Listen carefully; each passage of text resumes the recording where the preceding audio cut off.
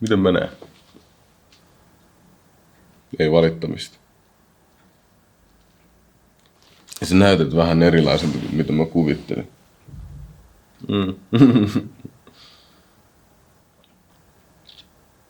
The Familiar Wind. Tuttu tuuli. Mistä leffan nimi tulee? Tuuli on aina kiehtonut mua. Mä näen tuulen viestin tuojana ja tarinan kertojana. Eri puolilla maailmaa se kertoo erilaisen tarinan ja tuntuu erilaiselta. Joskus se tuulen aikaansaama tunne on niin vahva, että se jää ainoaksi muistoksi jostain paikasta tai ajasta. Ja tässä elokuvassa tuuli kertoo meille tarinan. Unohdetun tarinan. Se auttaa meidän päähenkilöä muistamaan se sama tuttu tuuli, jonka hän joskus tunsi ja jonka hän nyt kohtaa jälleen. Okei. Joo. Mistä leffan tarina lähti kumpuamaan? Hyvä kysymys.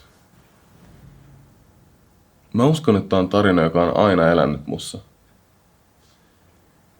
Mutta pitkään se asui mussa vaan tunteena, ei niinkään tarinana. Joo. Tarvitsin vaan jotain, joka voisi opastaa mua tämän tarinan selvittämisessä. Ja se löytyi oikeastaan menemällä vaan oikeaan ympäristöön. Ja sit yhtäkkiä se tarina vaan eli mun silmieni edessä. Okay. Ja tää ympäristö löytyi sit sieltä Espanjasta. Kuinka pitkään sä käsikirjoitit leffaa? Joo, tää onkin vähän mielenkiintoisempi juttu. Mä en itse asiassa koskaan kirjoittanut varsinaista käsikirjoitusta. Kun mä lähdin kuvaamaan Espanjaan tätä leffaa, niin mä olin kirjannut ylös vaan tarinan merkittävimmät käänteet ja ympäristöt, missä mä kuvittelin, että nämä tarinan tapahtumat tapahtuisi. Okay. Kaikki perustui niin kuin enemmänkin hahmotelmaan kuin mihinkään varsinaiseen käsikirjoitukseen, jossa hetki hetkeltä kuvailtaisiin kaikki tapahtumat. Ja tämmöisen suunnitelman laatimiseen mulla meni varmaan joku viikko, muutama päivä. Ei siis kauan pitkään.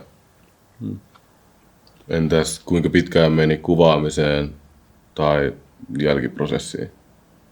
Niin kuin editoimiseen, leikkaamiseen ja semmoiseen. Mä kuvasin leffaa Espanjassa 3 päivää ja Suomessa 2 päivää. Mut sitten jälkikäsittelyyn mulla meni varmaan puoli vuotta ennen kuin mä olin tyytyväinen lopputulokseen. Okay. Sinänsä vähän hassua, että se suunnitelma ja kuvaaminen vei niin kuin paljon vähemmän aikaa kuin jälkikäsittely ja sen tarinan kokoaminen. Mistä se johtuu? Aika nopeasti kuvaamisen jälkeen, kun mä aloitin leikkaamaan ja editoimaan leffaa, niin mä tajusin, että mä olin luonut itselleni palapelin, joka mun täytyy nyt ratkaista.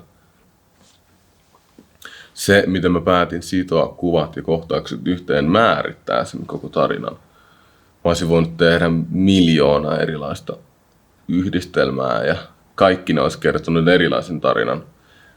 Mutta sen oikean löytämisen, sen oikean, jonka mä halusin kertoa, sen tarinan löytäminen tuntui tosi vaikealta.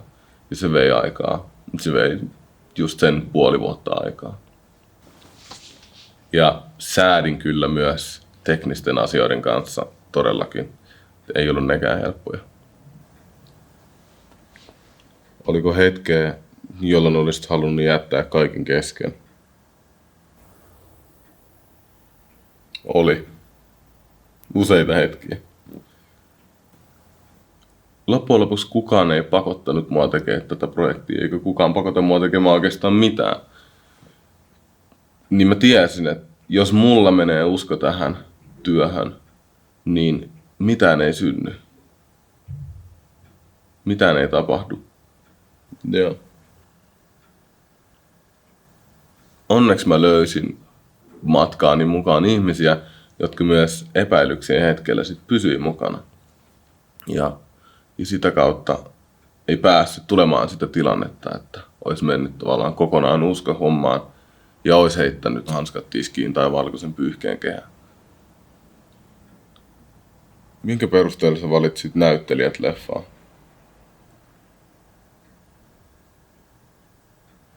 Leffan aihe on mulle tärkeä ja jokseenkin henkilökohtainen. Ja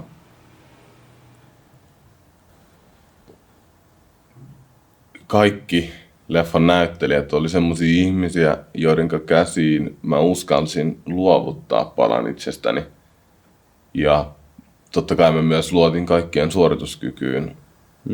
Mut ehkä loppujen lopuksi sitä haluaa vaan tehdä mukavien tyyppien kanssa töitä. Ja kaikki oli semmosia. Mikä on sun lempikohta leffasta?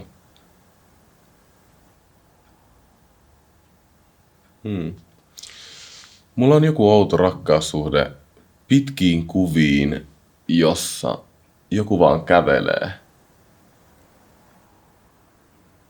Sulla on edessäsi symmetrisesti asetettu näkymä.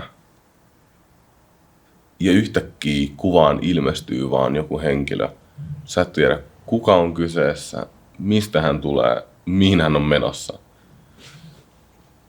Ja just se arvotuksellisuus saa sut pitää katseen siinä henkilössä pakon edessä. Sä vaan tuijotat ja tuijotat. Sä odotat selitystä, mutta se voi myös olla koskaan tulematta.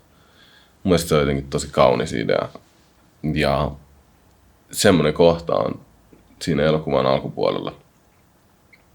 Se on kyllä mun lempikohta. Okay. Mistä sä saat visuaalista inspiraatiota? Hyvä kysymys. Musta tuntuu, että ne inspiraatiolähteet vaihtelee tosi paljon. Mutta ehkä tähän leffaan mä sain inspiraatiota länkkäreistä. Ja niissä just useasti näytetään maisemia ja näytetään sitä ympäristöä tosi laajasti, missä nämä tarinan tapahtumat tapahtuu. Mä rakastan maisemia, mutta mä myös rakastan maalattuja maisemia, et ehkä niistäkin on jotain inspiraatiota. Mä vaan toivoin ehkä tässä projektissa, että mä onnistun näyttämään hienoja maisemia. Ehkä se inspiroi mua visuaalisesti. Joo, se on ehkä se juttu. Entäs, mistä sä löysit tai miten sä valitsit musiikit leffaan? Mulla oli itse asiassa tosi varhaisessa vaiheessa niin kuin mielikuva jo siitä äänimaailmasta, mitä mä toivoin. Ja myös niin kuin musiikki tuntui tosi selkeältä. Mulla oli niin kuin, mä olin kirjannut ylös biisejä tai sävellyksiä, joita mä olisin halunnut käyttää, mutta kaikki oli vaan niin kalliita, että en mä halunnut ostaa mitään niistä. Ja sit mä vaan kahlasin kaikki tämmöset niinku royalty free leffasävellykset ja kokosin niistä sit samantyylisen kokoelman kuin mitä mä olin koonnut niin kuin maksullisista kappaleista. Joo. Mä halusin siihen semmoista musiikkia, joka niin kuin sulautuu siihen kuvaan ja on osa sitä tarinaa. Esimerkiksi just se kohta, mistä mä puhuin, missä tämä henkilö vaan kävelee ja sä et oikeastaan tiedä, miksi hän kävelee siinä. Mutta siellä taustalla kuuluu semmoinen hiljainen puhalinsoittajien klassinen teos. Se jotenkin tuntui semmoiselta niin kuin sen palaneen metsän niin kuin itkevältä sielulta. Se oli jotenkin semmoinen niin kuin surumarssi tietyllä tapaa. Ja sitten senkin mä olin jo silleen, että kun mä kuvasin sitä kohtaa, niin mä kuuntelin aina välissä semmoisen samantyylisen kappaleen kuin mikä siinä leffassa on. joka sitten inspiroi mua tosi paljon ja auttoi jotenkin eläytymään myös niihin kohtiin. Jos sun pitää vastata ihan rehellisesti, niin ootko sä tyytyväinen leffaan?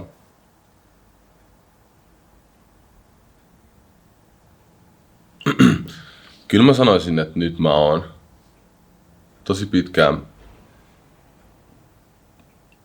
No joo, nyt kun se on tehty, niin nyt mä oon tyytyväinen siihen. Mä oon ensinnäkin tosi tyytyväinen mun omaan suoritukseen. Ja sun suoritukseen, totta kai. Mutta mä oon myös tyytyväinen siihen lopputulokseen koko ajan enemmän ja enemmän. Musta tuntuu jo nyt, että mä tiedän, että toi tulee olemaan semmoinen projekti, mitä mä sit vuosien päästä katson niin kuin innolla, että wow, että mä oon osannut jotenkin ajatella tolleen tai tehdä asiat tuolla tavalla noin vapaasti ja nimenomaan niin jotenkin epäselkeästi. Ja se jotenkin se sen tarinan abstraktius niin tulee aina antaa mulle jotain ja toivottavasti tulee aina antaa myös muille jotain.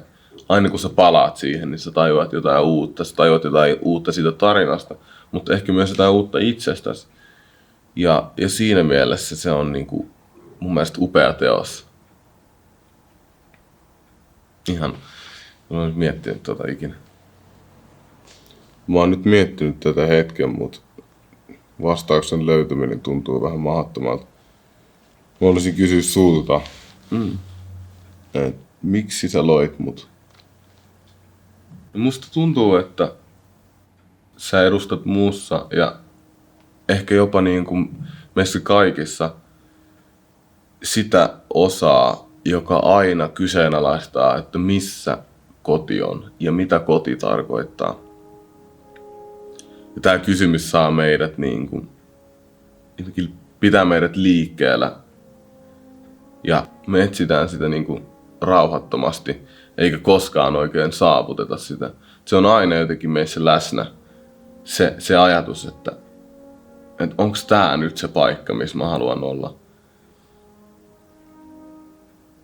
Mutta silti siinä on jotain tosi kaunista, että se ei ole vaan niinku surullinen jotenkin kohtalo, vaan siinä on jotenkin mun mielestä tosi kaunista, että se mahdollistaa myös ehkä meidät kokemaan tosi erilaisia ympäristöjä. Ja sitten kun me ollaan kerätty niitä kokemuksia, niin niitä on tosi ihana muistella. Se voi olla joku pieninkin asia, mikä tuo mieleen jonkun kokemuksen tai jonkun paikan, missä koti on joskus ollut. Se voi olla just niinkin pieni asia kuin tuuli. Ehkä se ei ole kaikkien juttu ja kaikkien ongelma, mutta mä koen ehkä kuuluvani semmoisiin ihmisiin, joka vois oikeastaan asua missä tahansa ja mulle koti voi tarkoittaa tosi erilaisia paikkoja. Välillä se tuntuu jotenkin ehkä vähän raskaammalta. Just se, että se oli raskasta tietyssä vaiheessa mun elämää, niin sit mä loin tämmösen niin kuin hahmon, joka selitti jotenkin sitä mun ongelmaa. Ja ehkä mä tajusin sitä kautta niin kuin tosi paljon asioita. Ja ehkä myös pystyn tulevaisuudessa myös tekemään niille jotain sen takia, että mä tiedostan sen ongelman olemassaolon. Ja sitä kautta myös sä ehkä voit auttaa siinä. Ja sä autatkin, mutta ehkä myös muitakin. Okei. Joo. Kiitos.